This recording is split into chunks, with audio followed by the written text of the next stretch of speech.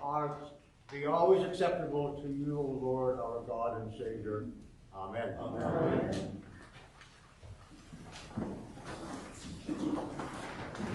Well, I have two prefaces.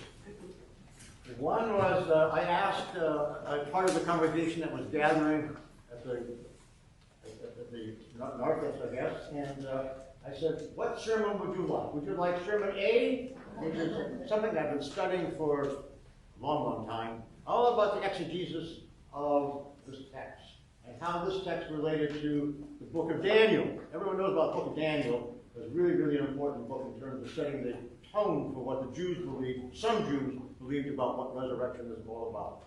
It was a wonderful sermon. It probably took me about a half hour. I probably put most of you asleep, but I really was looking forward to doing it. And they said, no, we want a 7-minute quick talk.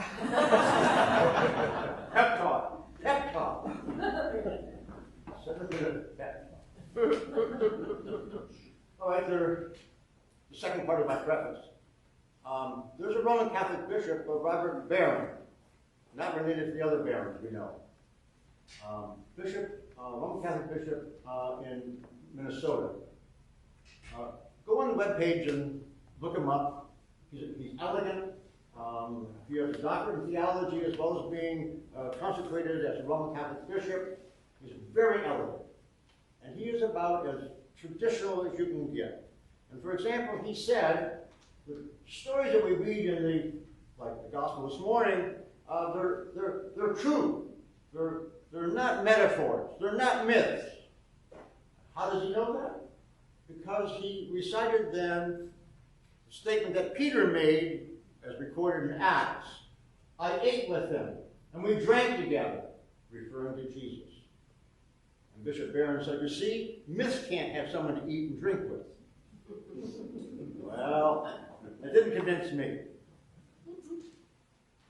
So, the story then that I'm going to talk about now in terms of my homily, my 7 minutes starts now. It grows out of what I heard and how I interpreted our own Bishop Prince Singh, when he delivered his Easter message. And I heard him talking, I believe, in metaphors. Because he said that this week, this Passion Week, and this day, Sunday, is a characterization of what it means to be human. Because it really ties together our mortality and our blessedness. Our mortality and our blessedness. That's really good. I like that. We're mortal, but we carry with us this blessedness. I like that.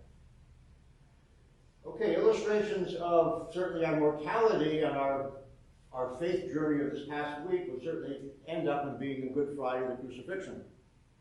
The powers to be, in this case the Roman powers, not the Jews, the Roman powers, crucified Jesus because they saw him as an insurrectionist. No doubt about it. Some people want to blame the Jews. They're blameless, really. Oh, they were conspiring in different ways, but it really was the Romans who had the power of life and death, and they exercised that power because they saw Jesus as a threat. Came to town on Palm Sunday with a crowd. And what were the Romans afraid of? Crowds that become unruly. So they were very much afraid of Jesus and what might happen. And through the course of the week, we heard more about what did happen, and then they had, in fact, arrested him and tried him.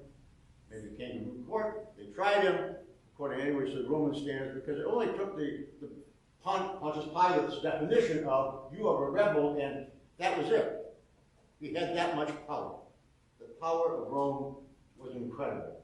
Some people felt it as oppressive, but the Sadducees didn't feel it so oppressive because they related well to the Roman power, and they had trade-offs for one another. But most Jews felt it as the Roman presence as oppressive. Good Friday story. I think just this past week now, we saw another Good Friday story. White Republicans in Tennessee who are elected members of the House, expelled 2 young black men, also elected, fairly elected. Because why? Because they had the gall, when their microphone was turned off by the speaker, to stand up and with a bullhorn say, listen to the crowd.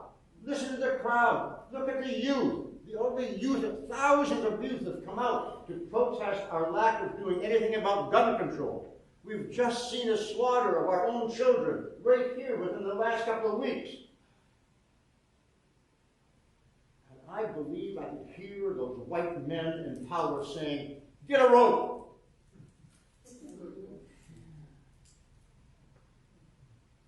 So they metaphorically executed them by stripping them of their seat in the House of Representatives. They'll get your weapons, we'll expel them. You can't stand there, young black men here in our house and give us a lecture. No, you're out. You're not playing by the rules. And they expelled them. Another more to home story about Good Friday, which seems to be going on and on and on about mortality, is every day I go and I see my wife, moment by moment, she's just hanging on by a thread. This Alzheimer's disease is the most wicked thing we can think of. It is absolutely awful. It has robbed her of her body.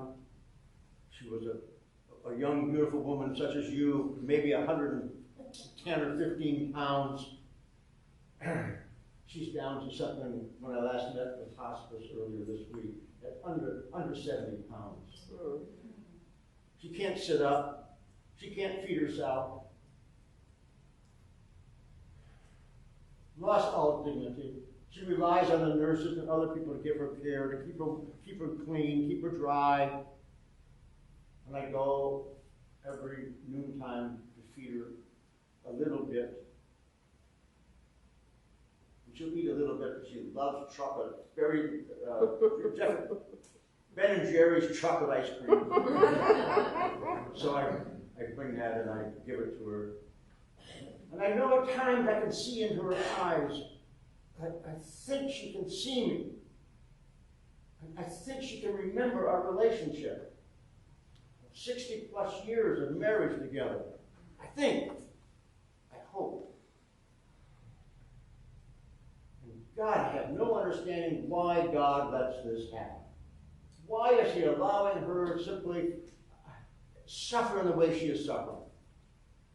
There's no pain. Hospices all set up to load her up with morphine if she starts feeling pain.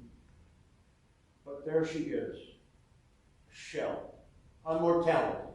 This is our mortality. Now, the quick thread I'm going to make for you is that in the Gospel of Mark, there was a man, an old man like me. No, it doesn't like my grandson. Anyway, well, say an old man like me. So there's a little paraphrase from Mark now. And he said to Jesus, come and heal my grandson. Didn't say that, it was my son. But anyway, say that. And Jesus said, do you believe?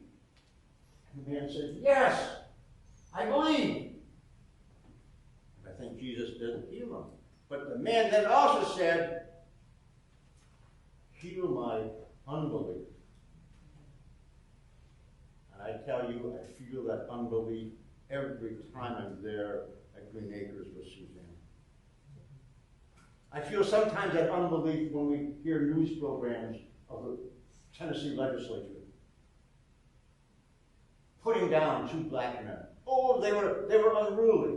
Well, yes, they were unruly. But they had a good cause. Could have listened. But no, we don't hear. Maybe resurrection will come. But I hope God's love will penetrate my heart, Suzanne's heart, and the Republican legislatures in Tennessee. And that there will be some resurrection. Each of you could share with us, if we were to have a roundtable discussion about how your mortality impacts you, how you're feeling. sometimes oppressed, sometimes depressed, sometimes just without hope. And yet, through it all, there's been a resurrection. You experience love in some way, and you have new hope. And that's what I think our bishop is saying. We have our mortality, but we also have hope. And we've got to keep them together, otherwise we'll be really, really sore folks. All right. Have a happy Easter. Join Brother Skip and myself as we celebrate tonight's Eucharist. Amen. We've got to do baptismal vows. I forget that. You want to do it sitting or standing?